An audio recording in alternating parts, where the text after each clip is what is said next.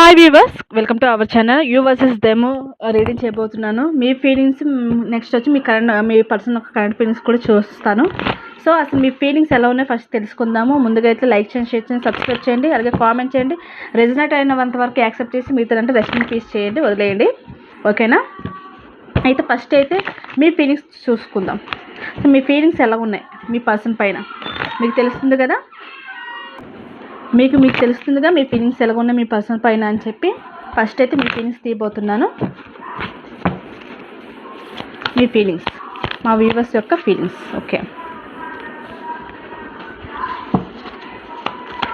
మా వ్యూవర్స్ యొక్క ఫీలింగ్స్ కనబడుతుంది కదా, మా వ్యూవర్స్ యొక్క feelings. Okay, bottom of the deck tower.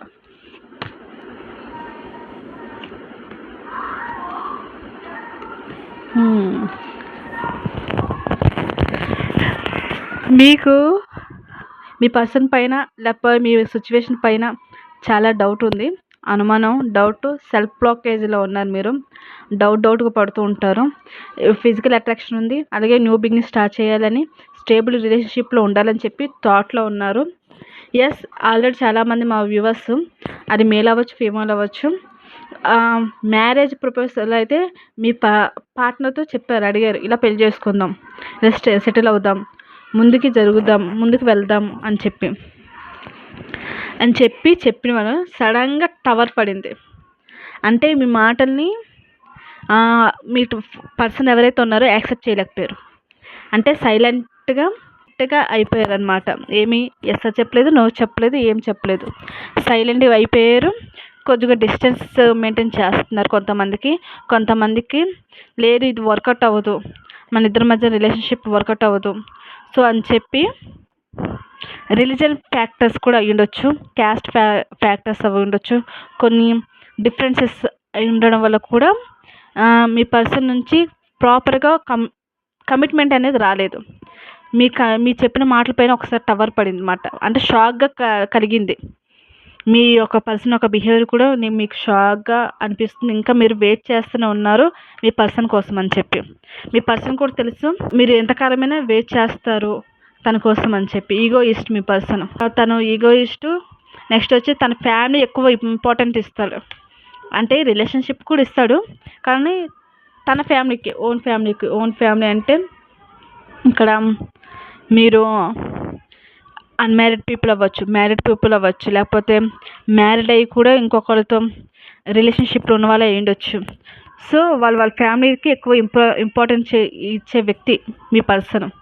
So ఇలాగ ఉంటామని చెప్పేసరికి కొంచెం షాక్ తిన్నాడు, కొంచెం గ్యాప్ తీసుకున్నాడు, కొంచెం మాట్లాడట్లేదు, స్టక్ అయిపోయింది మీ యొక్క రిలేషన్షిప్ కొన్ని నెలల నుంచి. ఇది మీ కరెంట్ ఫీలింగ్స్. ఇప్పుడు మీ పర్సన్ యొక్క కరెంట్ ఫీలింగ్స్ మీ పైన ఫీలింగ్స్. మీరు అనుకుంటున్నారు ఎందుకు సడన్గా మాట్లాడడం మానేశాడు, సడన్గా డిస్టెన్స్ తీసుకున్నాడు అని చెప్పి. బికాజ్ ఆఫ్ కొంతమంది అన్మ్యారీడ్, కొంతమంది మ్యారీడ్, కొంతమంది అయితే మ్యారీడ్ అయ్యి కూడా వేరే వాళ్ళతో రిలేషన్షిప్లో ఉన్నారు. అలాంటి వాళ్ళకి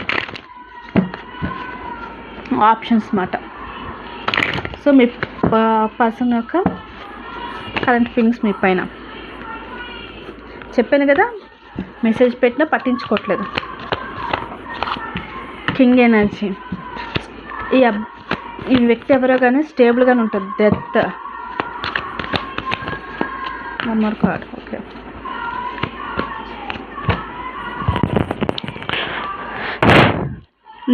నైట్ ఆఫ్ స్వార్డ్స్ మాట, బాటమ్ ఆఫ్ ది డెక్. మీ పైన అయితే మీ పర్సన్ ప్యాషన్ బాగుంది. మీరంటే ఒక ఫిజికల్ అట్రాక్షన్ ఉంది, ప్యాషన్ ఉంది. ఒక క్యాజువల్ వేలో ఉండాలనుకున్న వాళ్ళు చాలామంది మీ పర్సన్స్ ఉన్నారు. క్యాజువల్గా క్యాజువల్ వేగా ఉందాము రిలేషన్షిప్, అంతకన్నా ఎక్కువ ఉండొద్దు. నాకంటూ ఒక ఫ్యామిలీ ఉంది, నాకంటూ ఒక జీవితం ఉంది. సో నేను పబ్లిక్లో నేను ఒక పబ్లిక్లో నేను ఉంటున్నాను కాబట్టి సమాజానికి తగ్గట్టు నేను ఉండాలన్న మైండ్ సెట్. కానీ మీతో ఉంటే వాళ్ళకి హ్యాపీగా ఉంటుంది. అమ్మాయి అవ్వచ్చు, అబ్బాయి అవ్వచ్చు, ఎవరైనా కానీ హ్యాపీ మూమెంట్స్ ఉంటుంది. ఒక హార్మోన్ ఉంటుంది మీ ఇద్దరి మధ్యన. మీ ఇద్దరు కలిస్తే very very very happy moments అయితే ఉన్న సిచ్యువేషన్స్ చాలా ఉన్నాయి. అవి తలుచుకుంటూ ఉంటాడు. కాకపోతే ఇప్పుడు ప్రజెంట్ మీ మెసేజ్కి రెస్పాండ్ ఇచ్చే అంత ఆలోచనలు అయితే లేడు. ఎస్, చాలా ప్రాక్టికల్‌గా కోల్డ్, హాట్ అండ్ కోల్డ్ అని బిహేవియర్ తెలుసా మీకు? అంటే ఒకసారి బాగా మాట్లాడతాడు, సడన్‌గా వెనకకెళ్ళిపోయి సైలెంట్ అంతే.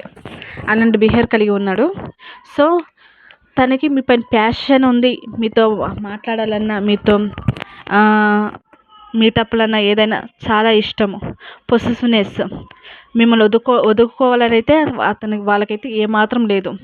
మీతో రిలేషన్‌షిప్ కంటిన్యూ చేయాలని చెప్పి అనుకుంటున్నారు. ఇది చాలా కాలం పాత రిలేషన్‌షిప్, నాట్ న్యూ రిలేషన్‌షిప్. కొత్త రిలేషన్‌షిప్ అయితే కాదు, పాత రిలేషన్‌షిప్. సో, మీ యొక్క ఈగో క్లాసెస్ ఉన్నాయి. ఫిజికల్ అట్రాక్షన్ ఉంది. ఈగో క్లాసెస్ ఉంది. కొంతమందికైతే కొంచెం నరదృష్టి ఇలాంటివి తగిలే అవకాశాలైతే ఉన్నాయి. కొంతమంది అయితే మీరు నమ్మే వాళ్ళైతే ఇది ఉందండి. ఏదంటే కొంతమంది చూడండి స్పెల్స్ వేస్తుంటారు. ఆ స్పెల్స్ ప్రభావం కూడా మీ పర్సన్ మీద ఉంది, అవకాశం ఉంది. బికాజ్ ఆఫ్ ఇప్పుడు తను మిమ్మల్ని కొంచెం డిస్టెన్స్లో ఉంచాలనుకుని ట్రై చేస్తున్నాడు. సో, ఇవి కరెంట్ ఫీలింగ్స్. అయితే మీ you versus them current feelings చెప్పాను కదా. అసలు మీ పర్సన్ మీ చెప్పినట్లు కమిట్మెంట్కి వస్తాడా రాదా అనేది తెలుసుకుందాం. మీరు కమిట్మెంట్ అడిగారుగా, లాంగ్ టర్మ్ అడిగారు కదా. లాంగ్ టర్మ్లో మీతో ఉండాలని చెప్పి టైంపాస్ కాదు, క్యాజువల్ కాదు.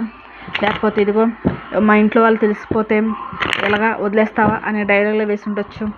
డైలాగ్లో వేసిన తర్వాత ఈ వ్యక్తి అసలు మీ రిలేషన్షిప్లో కమిట్మెంట్కి ఇస్తాడా, లైఫ్ లాంగ్ ఉండడానికి ప్రయత్నిస్తాడా, అసలు ఏం చేయబోతాడు ఫ్యూచర్లో ఈ రిలేషన్షిప్ని అనేది మనం తెలుసుకుందాం ఒక 3 కార్డ్స్లో. ఫ్యూచర్, మ్యూజిషియన్,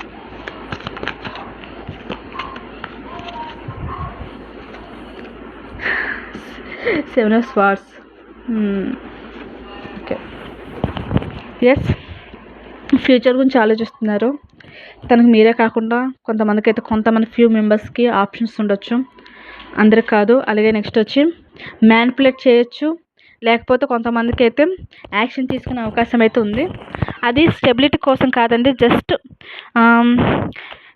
మామూలుగా మీ మధ్యన ఉన్న రిలేషన్షిప్ని, మీ యొక్క ఆ రిలేషన్షిప్ని ప్రొటెక్ట్ చేసుకోవడానికి రాబోతున్నాడు. అంటే మీతో కమిట్మెంట్ అయితే ఉంటాను లైఫ్ లాంగ్ అని చెప్పడు. ఓకే, ఏది జరిగితే అది జరిగింది, పర్వాలేదు, ఎంతవరకు నడిస్తే అంతవరకు నడుద్దాం అన్న టైప్లో వస్తాడనమాట. ఈ పర్సన్ యొక్క వే ఆఫ్ బిహేవియర్ ఎలా ఉంటుందంటే, దగ్గరకు వచ్చినట్లు వస్తారు, వెళ్ళిపోతారు. బాగా స్ట్రాటజీ ఎక్కువ యూజ్ చేస్తుంటారు రిలేషన్షిప్లో. యాక్షన్స్ మోడ్లో వస్తున్నారండి. ఎస్, కనెక్ట్ అవ్వబోతున్నారు, మాట్లాడబోతున్నారు, మళ్ళీ మీ మధ్యన లవ్ అయితే రాబోతుంది. అతను స్మాల్గా యాక్టింగ్, 1 ఫుట్ ముందు 1 ఫుట్ వెనక అన్నమాట.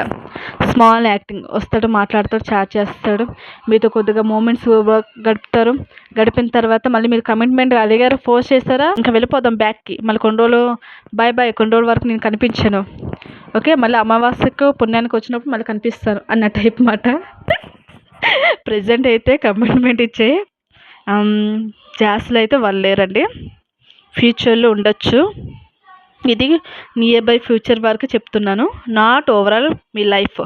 సో, ఎనర్జీస్ మారుతూ ఉంటాయి కాబట్టి మీరు పర్సనల్ రీడింగ్స్ తీసుకుంటే మీకు క్లియర్గా తెలిసిపోతుంది.